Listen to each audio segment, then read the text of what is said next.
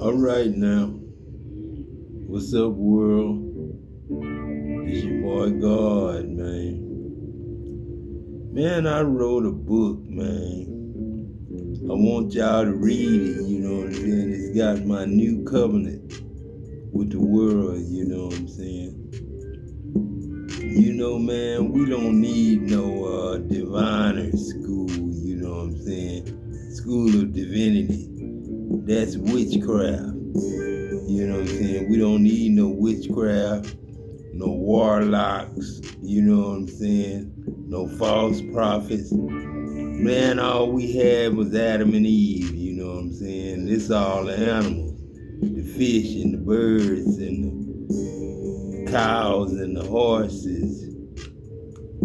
Everything we had before Adam came and made metal and made engines and made gasoline and made us fuel and food and pray, you know what I'm saying, was just food you ate, you know what I'm saying, not money you make, you know what I'm saying, off preaching, you know what I'm saying, especially when you got a war with God and you don't like God and you keeping it secret that you don't like God, but you know what I'm saying, I guess you thought developing was devil eloping, you know what I'm saying. Told you don't get married in heaven, man.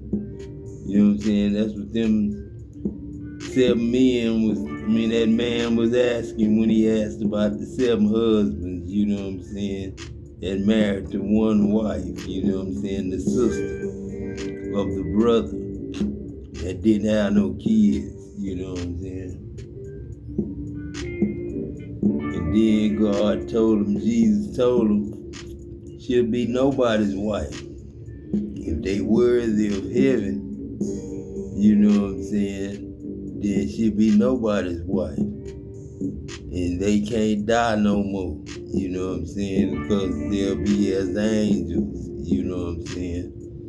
And then you bring witchcraft in it. That's wishing people die and putting curses on people and wishing bad on people and stealing money from people. And the preachers stole everything they ever got. They never got a red cent from God, honestly. You know what I'm saying? I don't even think a preacher really got a job. You know what I'm saying? I seen them in the plant. Yeah, I seen them in the plant. But they really didn't do nothing. They didn't do nothing to build it. You know what I'm saying? They don't know how to operate it. You know what I'm saying? And they act like they big time, you know what I'm saying? Big time. And then they scream God, God, God, and can't stand Adam. You know what I'm saying? And lied on him and Eve, you know what I'm saying? With that serpent. Just a snake. Just a snake. Non-poisonous and poisonous snake, you know what I'm saying? That I cursed on his belly for saying God don't want you to know that the day you eat of it, you know what I'm saying, you gonna see your nakedness and you gonna be as gods, knowing good and evil. He told them right there. And he must have knew about that evil when he told it to them, you know what I'm saying? And when they ate it, their eyes was open, you know what I'm saying? Knowing good and evil, as gods like they was, you know what I'm saying? But that serpent never did become a god. And that serpent didn't really fall from grace until he became a man, you know what I'm saying? And God said, sir, repent, feel godly sorry, and man had no love within his heart to feel sorry for another man or another woman or a child. No love, no life. You know what I'm saying? People don't know that. With no love, how can you have life? You know what I'm saying? It's love and eternal life. Love is eternal life. remove it without telling anyone. Yeah, he trying to give me a little subliminal message. Yeah.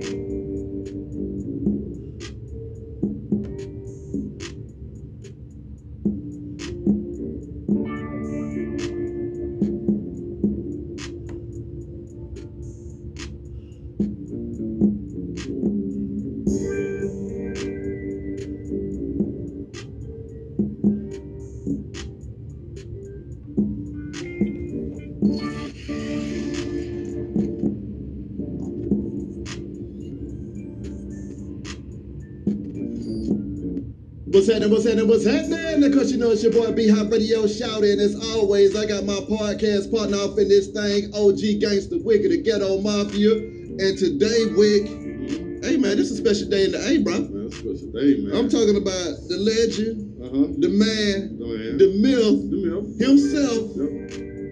Bun-B or UGK, what's good with it, boss? Hey man, we're gonna clear up the myth today. It's gonna be all facts. Come on now. It's all facts, no myths today. I'm with it, Then I man. started crying and he'll be. I told him, I said, man, boy, he said you the GOAT. He did when he found out you was coming. Man, I said, B, how you been not getting there and getting crying, man? That's high praise. Hey, Bun, I gotta keep it real, man. So I gotta get straight to it then. Because when Wick told me that you was coming down, I did shed a tear. Because Bun-B, when it comes to this music, this is what I ride to, man. It done got me through a lot of dog times, happy times, player times, real times in my life, man. And I gotta ask you face to face, when it came to you just lacing them tracks and coming with them lyrics, what was it that made you put thought into what you were saying, knowing that your platform would affect millions of young men, especially black men around the world? Well, that's the thing. Like, we didn't come into it like assuming that we was gonna be who we eventually became. We just wanted to make sure that people understood what type of dudes we were, that we was real niggas. And so the music was just a reflection of the life we was living, the choices us and different friends around us was making. And it just so happened that people was able to relate to that shit, you know? You know, it's the same way with God, you know what I'm saying? I never did really. I always knew God was a big thing, you know what I'm saying? But I always knew that nobody know who God was, you know what I'm saying? And God was everybody, you know what I'm saying? And then I had to try to figure out how can I tell somebody I'm God without just coming out my mouth and boasting and bragging about it, saying, hey man, I'm God or whatever. Because I'm not just doing this for say, you know what I'm saying, like tell a son or tell a daughter of mine that I'm God, you know what I'm saying? But I wanted it to go all around the world, you know what I'm saying, that from my mouth out of their mouth, you know what I'm saying, that they see themselves in the mirror as God, you know what I'm saying? And that's why I did it, you know what I'm saying? I ain't do it to try to get famous off for being God, you know what I'm saying? But I am famous, you know, because I'm everybody's shadow. I'm Pop's ghost, I'm y'all's ghost, I'm Adam, I'm the ghost. That was the first Adam, and you know it wasn't nothing but Eve there, so it was Eve I told, let there be light, you know what I'm saying? And there she was, arrayed in the sun, you know what I'm saying? Standing on the moon, you know what I'm saying? Because the earth turned into the moon and you turned into the sun. That's why you don't feel the heat. But 98.7 degrees ain't no fun, you know what I'm saying? Especially when you got 100, you looking at, you know what I'm saying? And then 105 fever, you know what I'm saying? But Bun-B, man, I always enjoyed your music, you and Pimp, you know what I'm saying? You and my boy, MC, you know what I'm saying? Big A. The background that we come from is we got to travel in the country, you know, like the Ghetto Boy said, the world is a ghetto. But you don't know that shit when you stuck in your little hood on your block, you know. You get out, you think everything finna be different, and I leave Houston, I go to Lake Charles and Lafayette and Baton Rouge and New Orleans and Mobile and Birmingham and Jackson. All these places. That's all the goddamn same. Thanks. You know what I'm saying? It look like the same place I eat chicken. Yeah. You know what I'm saying? Look like the same liquor store I used to go and get a fill from. Yes, sir. And it look like the same corners we used to be. This is really no different. And once we realize that, we realize, okay, so we don't need to act like anybody else. We don't need to try to do what nobody else is doing. We just do us because most niggas is just like us. Yeah, yeah. And we just kept it simple. I never really overthought it. But at the same time, my job was very easy. All I had to do was show up and write a rhyme and spit. Pimp would produce the beat.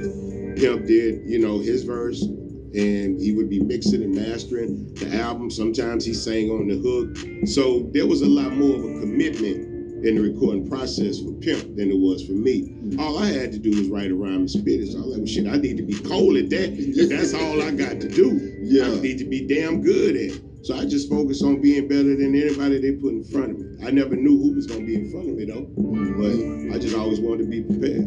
For you, Bun, what were the lyrics for you that you just felt like you was getting your shit off when you went in that booth, though, man? And when you wrote that stuff down, you were like, okay, if they don't feel this, they just deaf, dumb, and blind.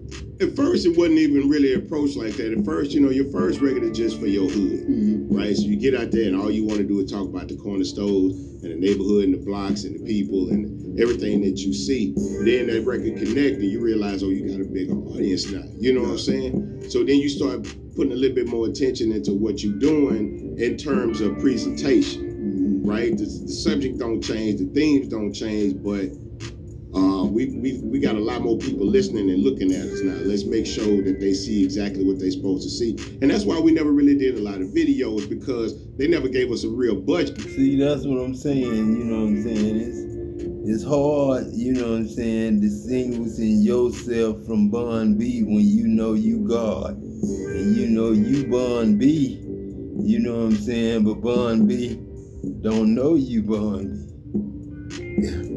That's thing, Pop. And I know Bun-B, that's text.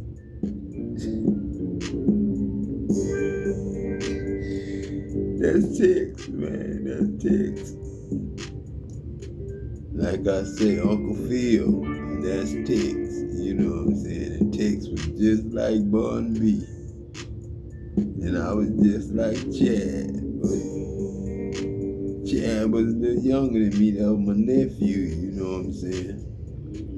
But he came up and did his thing, and rep Port Arthur for a little while, Yeah. But yeah, Bun-B and Homeboy over there too.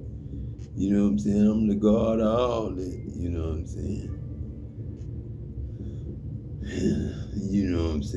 Everybody shouted. Pop Smoke. So we was like, man, I'm not finna half-ass do no bullshit little video. And these niggas got $250,000 for a video. Y'all won't give me $50,000. That is shit. Yeah. Might as well keep that. Yeah. But at the same time, with that being done, we had to make sure in person that the shit was right. You know what I'm saying? Because people that see us on magazine covers and they ain't see us on TV and video. So first time people was gonna see us was at the show. Yeah. That's why we used to always get into it with the sound man. You know what I'm saying? Which you youngsters, you welcome.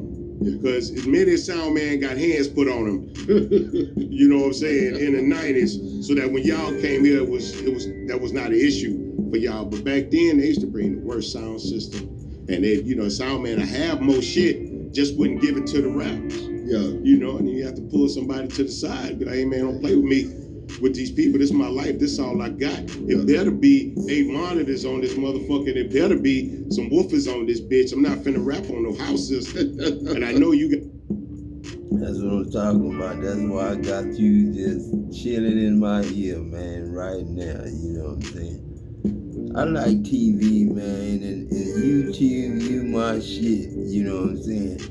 Even though you ain't never paid me a dime, you know what I'm saying? But I know you owe me, you know what I'm saying? I'm gonna get my money, you know what I'm saying? Cause I'm just going on and tell the bank to pay me for this and pay me for that, you know what I'm saying? Cause this is my business, you know what I'm saying? It's God's business. I created heaven and earth, you know what I'm saying?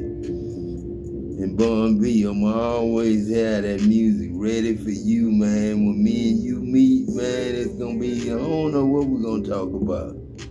But God, you know what I'm saying? Don't wanna be arguing, fussing, you know what I'm saying? I think of you as Tex, you know what I'm saying? And they used to call me Tex, you know what I'm saying? I got everything I got from Tex, you know what I'm saying? Tex was my grandfather's nephew, you know what I'm saying? And Tex, you know what I'm saying, had a long life before he, you know what I'm saying, passed on from cancer, you know what I'm saying? But that's you, Bun-B. And his job was flying out to the oil well, you know what I'm saying?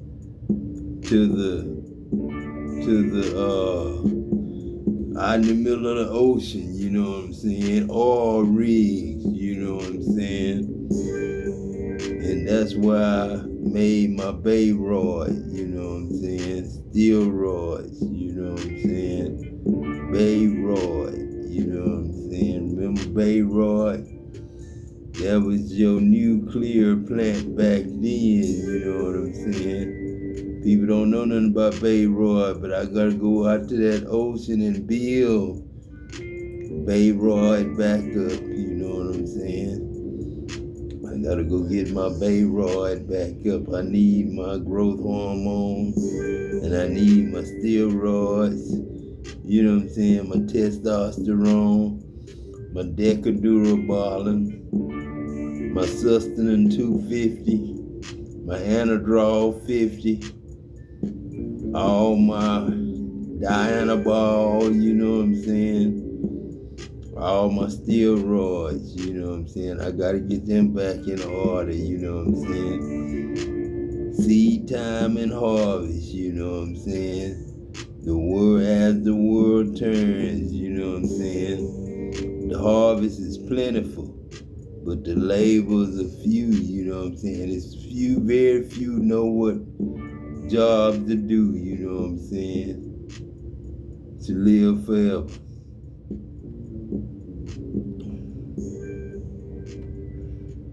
You got a truck full of shit, and the man paid you for the goddamn sound. He pull all that shit out for me. Yeah. You know, Pimp wasn't taking no bullshit with that. The sound, that was the key point of the whole shit. If the sound ain't right, what's the point of doing the show? Thanks. For you though, Bun, when was it that music bug hit you and you realized that this was something that I wanted to pursue? And when you started, was it something that you felt like you could do for the rest of your life, or was it just something you was just kicking with the fellas? I love the culture. I love the music. And I always wondered, like, where would my place be? Like, am I always going to just be a listener?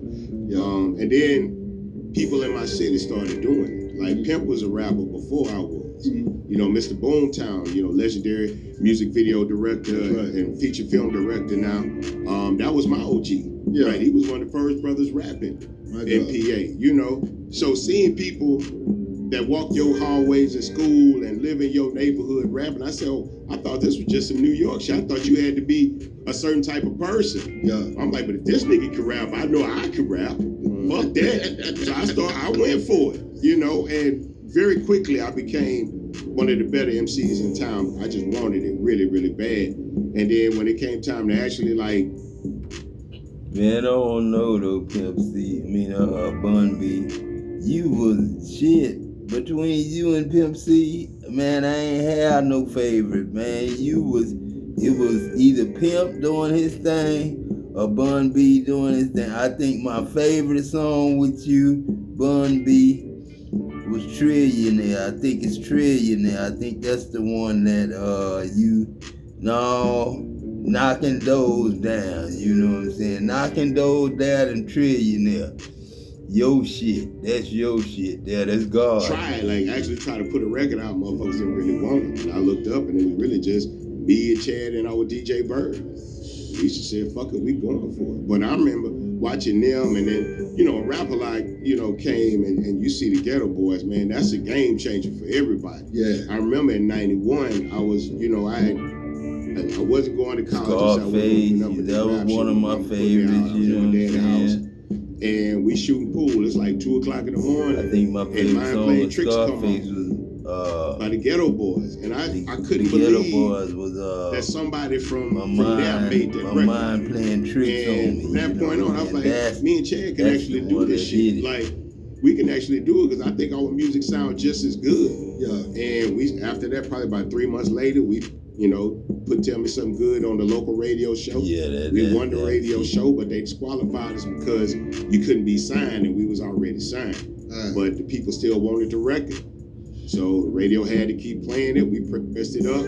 Tell Me Something Good, and the rest is history. When you look up and y'all started making history, man, when you got into that music industry, was it everything that you thought that it would be, or did it turn out to be a little something wilder than you expected? Oh man, the day we signed was the best day and the worst day of our life. Shit. We walked into the record company and they got us in the big office and they showing us everybody, Houdini and Too Short and all these other different people. That's Tribe Called Quest that signed, and KRS-One. I was a real big KRS-One fan. Yeah. And we signed a deal, and we and Pimp step out the room to go in the hallway and celebrate, like, nigga, we did it. And then here come down the hall, come KRS-One. We like, oh shit, what's up, KRS? Yo, we UGK, we from Texas, we rap. Yeah. We came up here to sign. That man say, did you sign yet? I said, yeah, we just signed. Fuck. But man, I wish y'all brothers the best, Yeah. Damn. Right. So I'm talking about within 2 minutes of signing the deal, we felt like, man, we might have just fucked up. And as we got to learn more and more about the contract we signed, we realized we did fuck up. And that's what the man was trying to prevent from happening. Shit. Get in here, Wick, because I fuck around. I already know. I mean, I'm like, God, this is gonna ask another goddamn question. I have a question. Was there how did you and Pimp C actually meet before the music? Were y'all childhood friends? We wasn't friends when we met, but we had a mutual friend named Mitchell Queen. So Pimp was already rapping with Mitchell Queen. I knew Mitchell because we both had real love for music, and we bonded over music and shit like that. And I didn't really know Chad. Chad didn't know me. We didn't really like each other. Oh. You know what I'm saying? But we didn't know each other. Yeah. And I had just come home from Houston, so my parents divorced when I was in elementary. So I would go and stay with my daddy for any school vacation. I'd go stay in my daddy's house. But I've been having a full beard since me and Mitchell Queen been having a full beard since the 10th grade, right? So we was the niggas that would buy liquor for niggas and shit like that. So I was able to actually get in the 18 in a club back in the day. So I would come back and be telling niggas, man, I was in the club and so and them was there. So I went in one weekend and Eazy-E is in the club, and it's Eazy-E, DOC, and a couple other brothers, and they taking pictures at the Polaroid booth. The man take the picture, put it down, take another picture, put it down. So I stole one of the pictures from the DJ booth. So I come back telling niggas, man, I was at the club with Eazy-E and them. I just seen Eazy-E in the club. And so I'm telling it to Mitch. And Pimp sitting with me. Pimp say, man, you lying, man. You always come around lying about this shit, nigga. You ain't see no motherfucking Eazy-E. And then I say, nigga, I got the picture.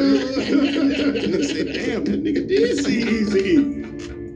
And as I got more into music and I started to want to actually rap, once you decide you wanted to rap, you either was going to be in front of two people making music. That was going to be either Pimp C or DJ DMD. That made 25 Lighters. They were the top two producers in town. Yeah. I had proximity to Chad because of Mitchell, so I eventually ended up in that circle of people. And, going in that man's house and seeing him having a beat machine and a 4-track and a little keyboard in his bedroom, I thought, man, I was in the biggest studio in the world. I couldn't believe, I'd never seen nobody have no shit like that, in their house. Yeah. We in high school. You know what I'm saying? This man had that shit.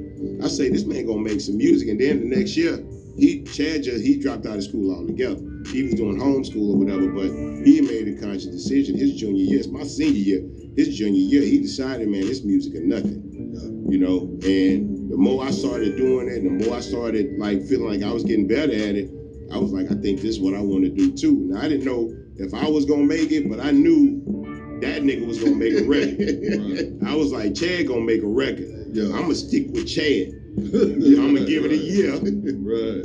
And to see what happened. And I graduated on May 30th, and we signed to Jive Records on May 1st. Within a year later, I was signed to a record deal. Wow. I gave it a year, and God said, that's all you need. I got you. Wow, I got one more question before I turn it back over to the big guy. Now, that's on you, Wick. Hey, y'all can jump around how y'all Yeah, want. we gonna jump We around don't in have this to- thing. We don't have to do chronological Right. order. Y'all can jump around and have Oh, well, I'm about to be all over the goddamn place. I got one more for you. Bun, I saw your career, from a distance, Right. all the way from beginning, kind of when y'all signed until y'all really, really, really blew up.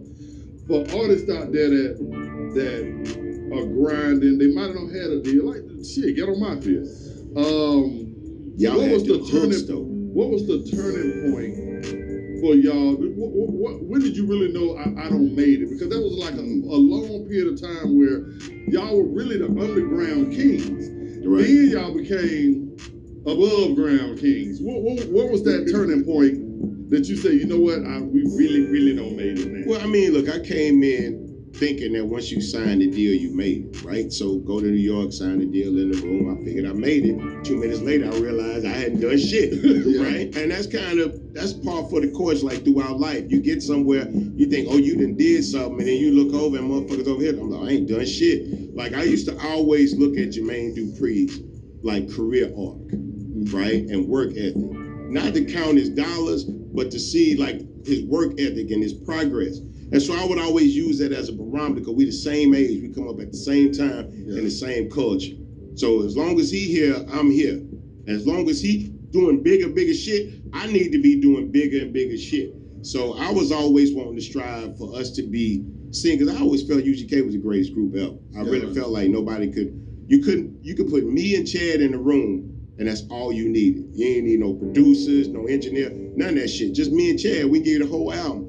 And so I would put me and him up against anybody. But it took us a while to really I ain't know who the publicist was at the record. I signed in 92. I ain't meet my publicist about 2004. Wow. Right? Never had a promo tour. My record company never put me on the bus. First time I went on the bus, I put that together. You know what I'm saying? Me and Pimp never had a tour bus in the entirety of UGK. We've never owned nobody tour. Record company never sent us out on promo. We was on planes and in vans. We drove around this motherfucker. You know what I'm saying? Just me and him and our partners just around the country. You know, they never supported us. They didn't realize we knew what we was talking about until after Pimp came home from prison. Because everything we had been trying to tell them was the shit and that people would connect with, they never believed it. And then as soon as Pimp get locked up and UGK can't make music, here come the whole Houston. With everything we were saying in 95 on Ride Dirty in 2004, making millions. And they missed all that money. They missed the whole movement. Yeah. You know what I'm saying? But we believed in each other and we believed in what we was doing and we knew the South had our back. So we ain't really worried about nothing else. We just did us. Swishes and Doja, Bun. That was the change. My God. That was the change. As to this day, I tell people all the time, y'all have no idea where we was finna go. Like Swishes and Doja. And that was Pimp. And Pimp had a protege. His name is Steve Belo. He in Dallas. He don't really make music no more. Yeah. Because it's not fun as it used to be when Pimp gone. So a lot of us that was really, really heavy with, if you notice, there's like 4-5 years where I ain't making no music. Because it just wasn't fun without him no more. But that was Steve and Chad were creating this new Southern sound, like the rap version of Southern rock, so to speak. You know what I'm saying? Very guitar driven, but still 4-beat, so it still had that rap feel. And Switches and Doja was this whole new direction that we was going in. Now there's a lot of traditional music on that album, but Switches and Doja by far, that was where we were headed, a whole new way. And the boy was always ahead of the game. Yeah. People still can't make a song like that to this day. Step your game up, build your name up, quit your talking and get to doing. All that planning and contemplating, when the fuck you gonna start pursuing those bars right there, bud? Cars ain't driving themselves. Come on, man, just ain't buying themselves. Come on, man. I mean, They waiting for Ed McMahon, which might have been over these youngsters' head. Come on. Because, Ed McMahon used to come with that publishing clearinghouse and knock on your door and bringing them 7 figures. But if you're waiting for that, man, you need to stop feeling yourself. Ain't nobody finna bring you shit. Nobody's finna give you nothing. You couldn't be in a better position than me and Chad was in, and we still had to fight and grind. Talent proven, connection with the people proven, records sold, and we still got to prove ourselves. So if I'm 20 years in this bitch still trying to let niggas know, and look, I'm not taking off my shirt in the middle of the street beating on my chest, right? Yeah. But I still will get in these rap trenches with these young niggas and give them some balls. Thanks. Just so everybody understands. But did you understand that those bars were pivotal in people's lives? Because when I'm in this industry as a young man trying to figure out why ain't I'm out this shit, and then I listen to Swishes and Doja, and see, that's the thing about it, you got timeless music as well, so it might have meant something to me when it first came out, but then it meant something different to me when I listened to it again. So when I realized I wasn't going nowhere, I said, well, boy, step your game up and build your name up, and quit your talking to get to doing. And that's what I did. I literally took that advice from them bars and applied it to my regular life, man. But we learned from a lot of people. We learned from Too Short, right? That not just through the music, but literally personally. We were doing the show in Cleveland, Ohio. It was outside, and niggas started shooting and fighting in the crowd. And we on the stage. So we supposed to get on stage. Short say, man, you don't get on stage. Like, keep doing the music. Because if you get a fight, the attention, that's where the people attention gonna be. Yeah. But if you stay on stage and keep rapping, people gonna stop giving a fuck about the fight. So we went back up, and I've used it to manage violence in concerts. For years. Because it'd always be somebody ignorant doing something ignorant. And the niggas gonna fight and go do what they want. Man, look at these dumb ass niggas. Anyway, fuck that shit. The show up here, my nigga. Exactly. Security gonna do what they got to do, escort it or not. People didn't really used to shoot up the whole club because they got beat up back then. But times have changed, so it's a little different. But we used to be in the hoodest of hood. Yeah. Right. We used to be in the wildest of places. I just left Decatur, and I was just thinking about all them times at the gate. Yeah. You know what I'm saying? That was a real parking lot, man. My God. Give a fuck if you was from Decatur. That was a real parking lot. Facts. But look, man, we always kept it 100 with people, and we ain't never come in nobody's city disrespecting nobody and acting like we was harder than nobody. We kept it real with people. We saw the world a certain way. We spoke on it. Niggas felt it. And when we came in the hoods, man, niggas would open their own. I remember we went to Louisiana, a real small town. We pull up and promoter checkers in the hotel, and then he come to me and hand me a bag of dope. I said, what you want me to do with this? I thought maybe y'all want to go to Cuts and, I said, not out of town, my nigga. He literally gave me I think it was probably maybe 2 8-balls and a couple of slabs. Right. And just thought I wanted to go and catch me a good case real quick. Riding Dirty Bun, that album right there, man. I mean, probably one of the best hip-hop albums of all time as well. What was it like when you and the Pimp got together and made that one? That one was different because that was the first time that the record company was like, do what y'all do. Because we didn't want no upfront money. We just wanted equipment and time. Yeah. Right? So we was like, we don't want no bunch of money. Just give us creative control. Y'all can keep the money. Just give us some equipment to record in and just leave us alone and because they would, on Too Hard to Swallow, there's songs where they literally went in and changed the beat, reproduced the song without telling us, and then put it on the album, and shit just a whole new beat. You didn't approve it or anything? My contract did not give me the power to approve. So when you hear it for the first time, when they send me the motherfucking album on the weekend before it come out, and they send me the album, I hear it. Then you hear it. Wow. High Life Bun.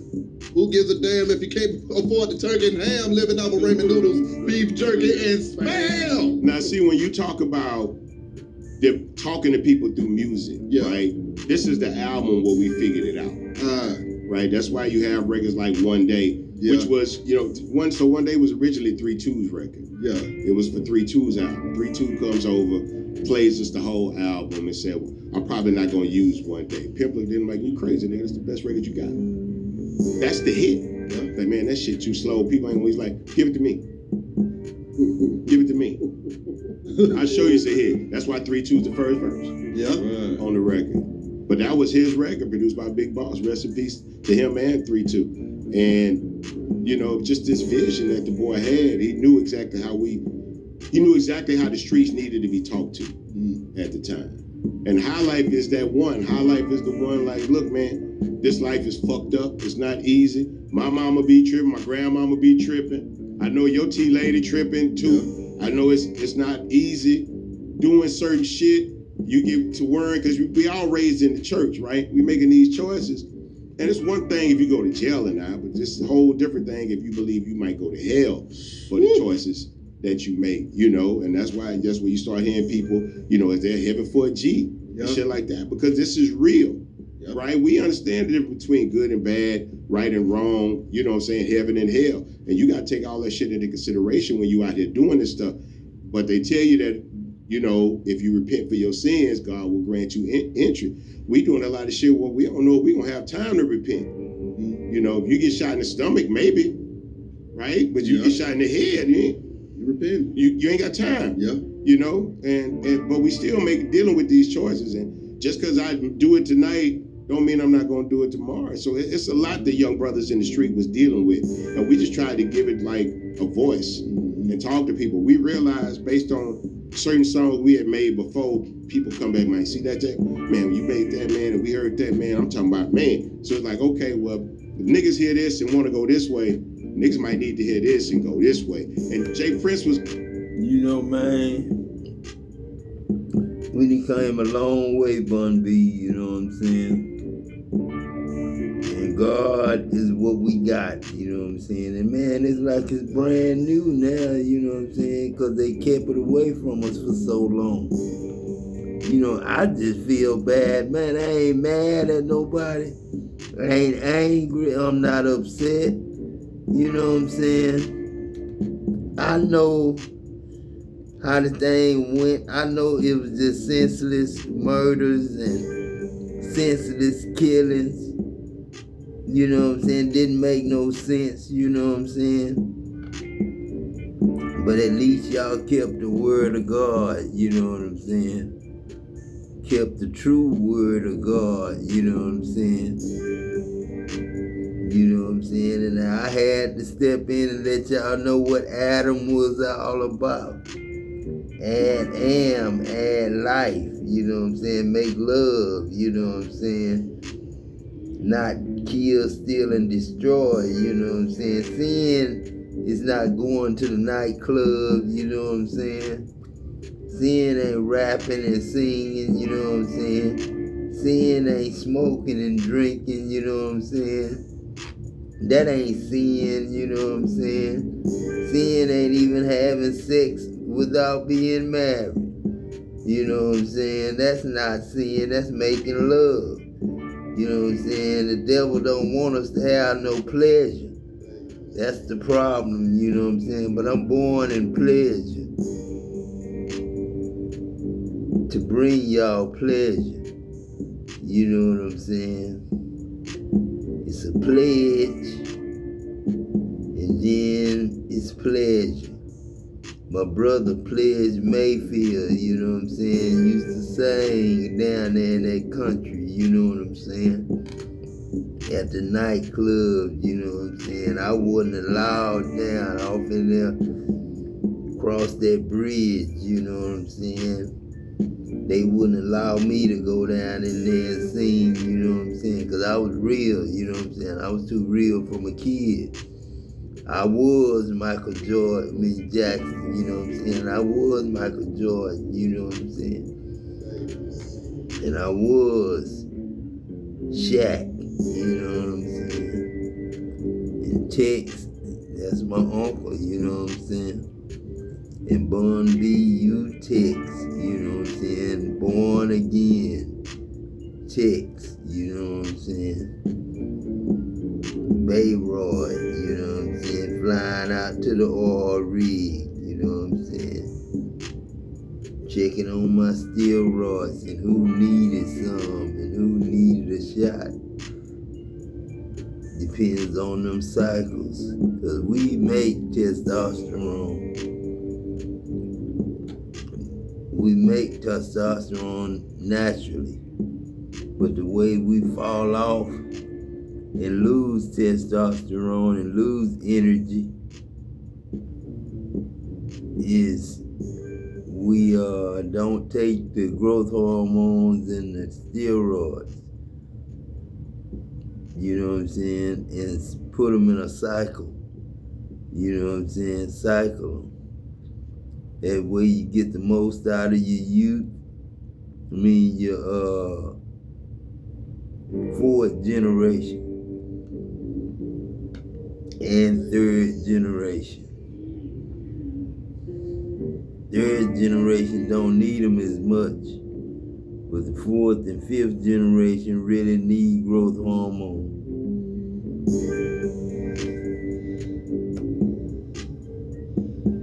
It's always big about talking about God on records, you know what I'm saying, honoring God. If you look at all the Ghetto Boys records, there's always something where they honoring God. You know, he's always, look, man, I remember my pastor told me a long time ago, you got to make sure, for what you're doing, young man, you better make sure to take God with you because he might not be where you're going.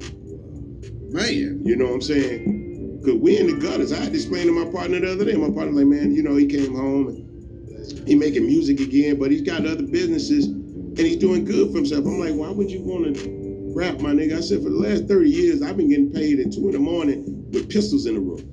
Come on. That's what I do for a living. Not all that shit y'all see, the videos and in the club popping bottles. My nigga, I get paid at 2 a.m. with pistols in the room. Every time. Wow. Yep. You know, that's how I go to work.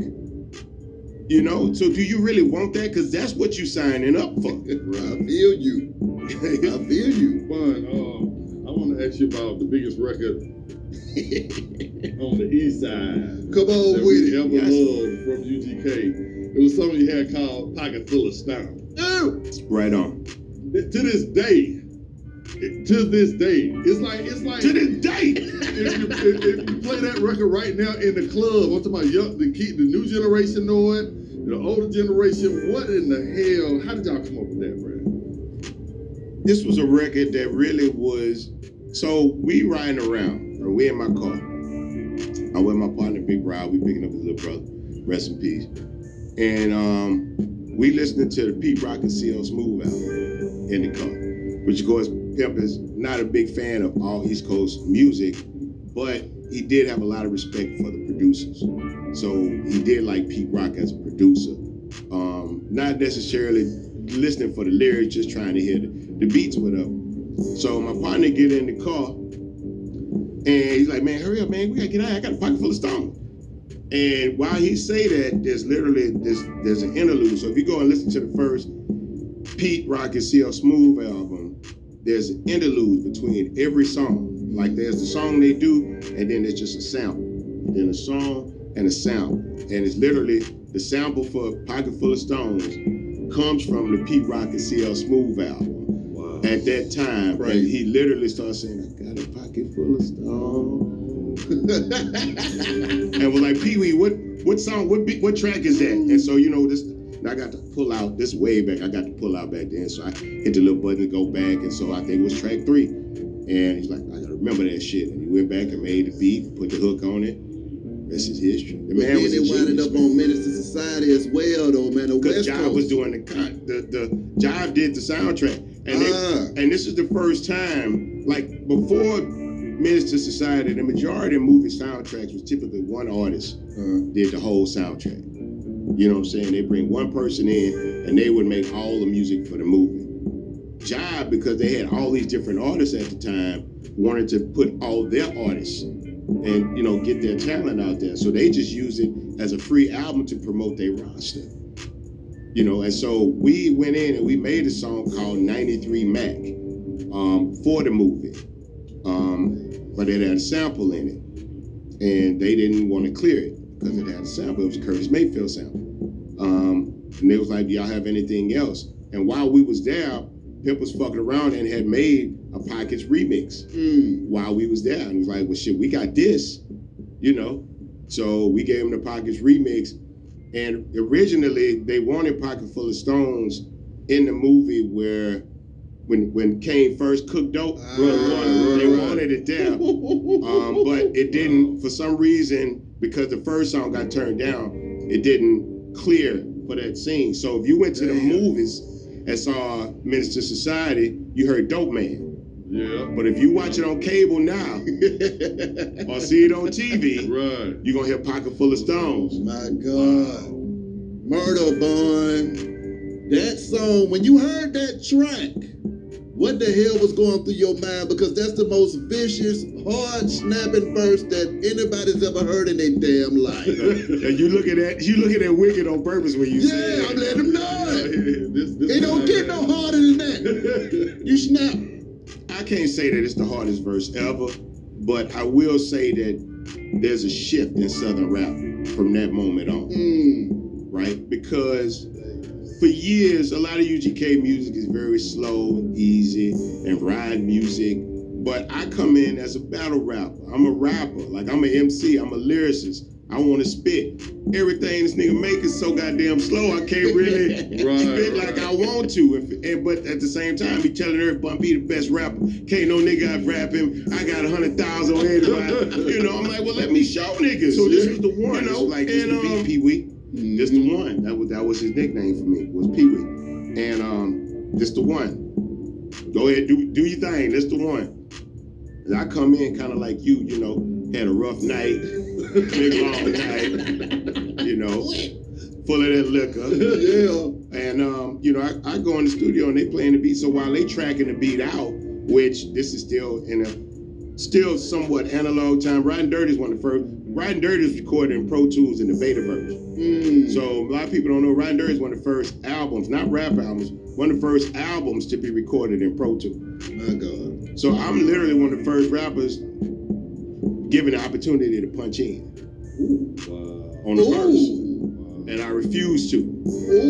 Because my thing is, whatever I do in this booth, I got to be able to do on stage. So I refuse to punch in on Murder. So what you hear is the second take. I did it once, I got through, I was like, I think I can do it better.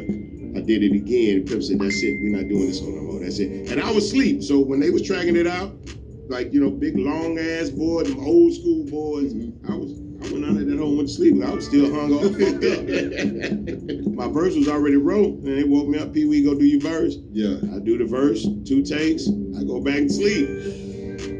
And I don't, at the time, it's the hardest verse I ever wrote.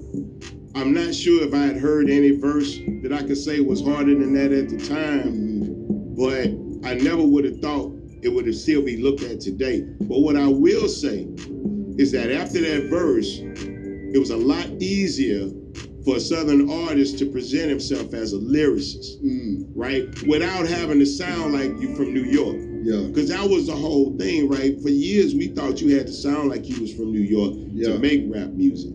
Rap A Lot Records and Ghetto Boys changed that perception for us, right?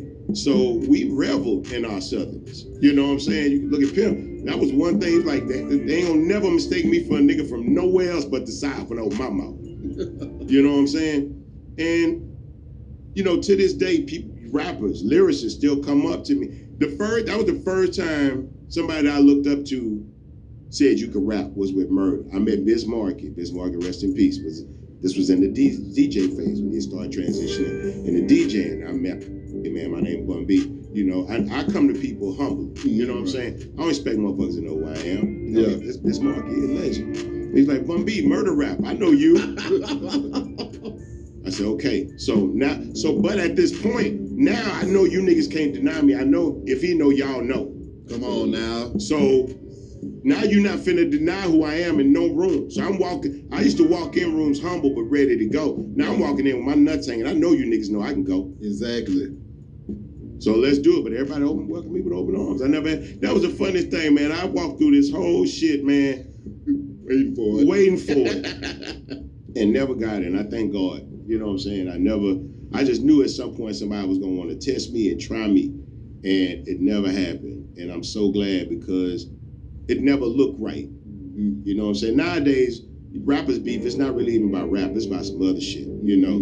But my whole thing was 2 rappers don't like each other, y'all can rap about it or y'all can box it out. That's really the only options. You know what I'm saying? That's the only way to level the playing field, because everybody got guns, right? So we can all bring guns, right?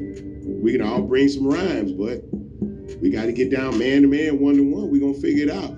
But a fight was always just that, just a fight. Yeah. That shit never really went further than that. Two niggas box it out, dap up. And a lot of times, Bone, you from that generation, you get into it with a nigga, you ain't like him for a long time. Once you box with him, that be your partner. You can respect that nigga. Yeah. You realize niggas around you scared. At least that nigga called a square. Exactly. Like, you bitch ass niggas been around here some hoes the whole time. Some hoes. A whole hoe the whole time. And it's a lot of niggas bluffing. Yeah. You'd be surprised how many niggas walking around here ain't never been punched in the mouth. Yeah. And they never had to punch a nigga before. Yeah. There's a lot of niggas bluffing. Yeah, I mean, I said it a lot of times. I was talking to one of my partners about that. He's like, man, I ain't never lost a fight. I said, well, you must not have been fighting. I got my head, all these scars. You must have about 2. Yeah. Your little brother don't count either. Yeah, man. I said, you must ain't been in no fights, bro. You know, because... Yeah, I don't know nobody that ain't never took a L. Not if you catch a square, you gonna take it. Exactly. It's how you take it, though. Exactly. It's always about how you take it. Ain't nothing wrong with losing the fight. It's how you take a loss. Absolutely. And that's in life. That's how you take any loss. Another time that Bun came in and rose hell was on that grand finale with Lil Jon, man. So, Talk to me. that verse is off time. It's not mixed right. John didn't mix it right? No. I think Mike Dean mixed that record. Oh, okay. Mike Dean mixed that record. And I kept trying to get Mike Dean to get the timing right. I kept telling him you're not coming in on the right. Because I come in early off the beat and I end early. So if you notice, it go from me to Nas, and it's like a little protracted little thing where they had to kind of stretch Nas's verse out because I'm literally 2 beats off. And that bitch still jamming, which is crazy. I didn't catch it, Bun. I didn't catch You it. would have never knew if you didn't tell nobody that. No, it still works. It feel like you rapped It still works, but I rapped it with extra ending. So each verse had extra ending. Yeah. But this, the way they did it, it came in early, so each verse ended on time. Each bar ended on time. And that happened twice. I'm trying to remember the other record. I can't think of the other record, but that's the one. And I was mad because I knew Nas and Wayne. I knew all the niggas on the record. Yeah. I was like, man, bro, that what you did? Is that what you did? You still showed up on that Yeah, thing. you can't really get mad now. at Mike D. Doing Mike it D right got a now, bad bone in Bun-B. his I'm body. doing it right now. You know, he apologized profusely, as they say. You know, because his whole life is mixed. He just, he hated that he got that wrong. Yeah. But there was a lot of communication through third parties. Yeah. I wasn't talking to him direct. You know what I'm saying? Every time they send me back the record, I'd be like, it's not right. It's not right. Yeah. And I just gave up. And the cold shit is, I did a record with Gigs from London about 3 years ago and did the same thing to him. Did the same thing to him. He kept telling me, OG, it's not right, OG. It's not right, man. And I was like, all right, we're gonna get it right. And I was like, okay, I think we got it, but I think the version we sent in the master wasn't that. And he thanks again, OG, still wrong though. I'm like, so now here's another thing. So within the last year, I did a record with Larry June. Larry June out the Bay. Yeah. Larry June rapped off beat on purpose. Okay. So he's on the record this record I got with Corey Moe. And Corey Moe, like, I mixed the record and sent it back. They said it's wrong. I said, man, y'all wrong, because the nigga off I say, Corey, you ain't, because Corey ain't never listened. I said, you gotta listen to him, Corey. He rapped like off beat a little on purpose. Yeah, right. So really, so you want me to mix the verse like that? Say, yeah, that's how you want it. That's how you want it. Yeah. But yeah, no, that was a master at that. All right. Silk the Shocker. All right now. Bun-B, that's for you, man. It's God, man.